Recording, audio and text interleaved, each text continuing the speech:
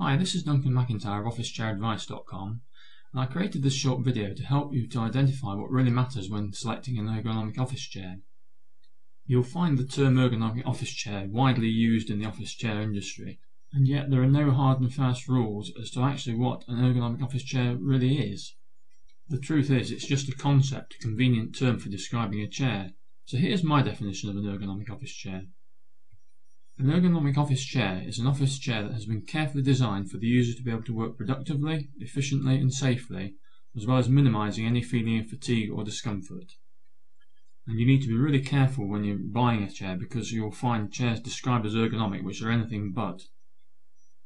So what really matters when selecting an ergonomic office chair? I've distilled this down to 5 essential features. Let's run through them now. First, the seat depth adjustment. This function is missing from the vast majority of office chairs, and it's very important because it enables you to set the chair depth to your leg length. And everyone's legs are a different length. Some people have short legs, some people have long legs. Not only that, upper leg and lower leg length can vary widely. So it really is very important to be able to adjust the seat depth to your correct leg length. When set up correctly, there should be a distance of 2-3 inches between the chair edge and the back of your knee.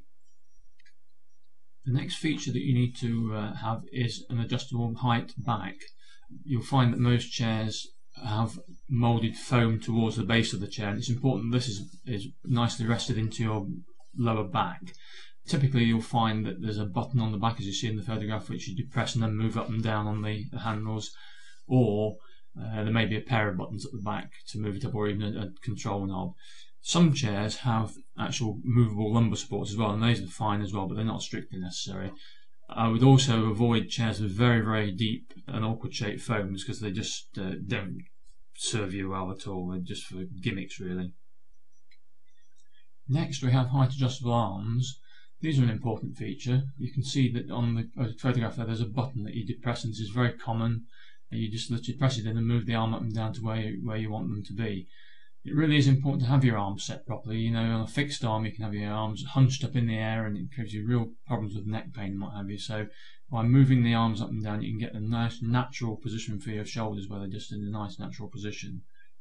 A few people may like to have no arms, particularly if they work closely at the desk, and there's no reason not to do that if you really do not like arms. But avoid fixed arms, have adjustable arms wherever possible. The next feature is pneumatic seat height adjustment. Well, pretty much every office chair has this. The reason I've included it is because it's not a good thing to work in fixed height chairs like dining room chairs and that type of thing. So I think pretty much anyone knows how that works. Generally speaking, there's a lever that you push down or pull up and it lowers you, and then if you want to raise yourself, you just lift yourself off the chair and move the lever again. So fairly straightforward. When it's correctly set up, you should make sure that your feet are firmly on the floor. Finally, we've got tilt tension adjustment. This is an important feature because a lot of chairs come without this, and they just have a great strong spring. So if you're a lightweight person, you're sort of forcing you back and front in the chair without little control over it. Whereas if you're heavier built, you find that you just flop back in the chair with no resistance. So what this does, it's usually a knob underneath the chair, as you see in the photograph there. Turn it one way, it increases the tension of the back, and turn it the other way and it releases it. So it's just a question of adjusting that to get a nice even balance in the way you work in your chair. So there you have my 5 essential features for an ergonomic office chair. I would just say that you will find that some of the top quality chairs on the market now have self-adjusting tension, for instance, so there's no need to adjust it. It automatically recognises your body weight. And also you'll find that some of the backs are full height, and they have a separate lumbar support that moves up and down to give you support. But generally speaking, these rules do still apply. So let's just summarise what we've said. We need first and most important, adjustable seat depth to get perfect leg length comfort. Adjustable height back to allow the lower back to be correctly supported.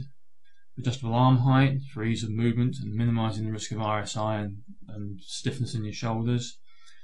Pneumatic seat height adjustment, well, that's pretty much a given on most office chairs. And adjustable tilt tension, so that the weight of your body is adjusted properly to the chair and it's not trying to force you to do things that you don't want to do. So I hope you found this video useful, and I would suggest now that perhaps you go and have a look at some of the reviews of quality ergonomic chairs that meet or exceed these 5 essential features.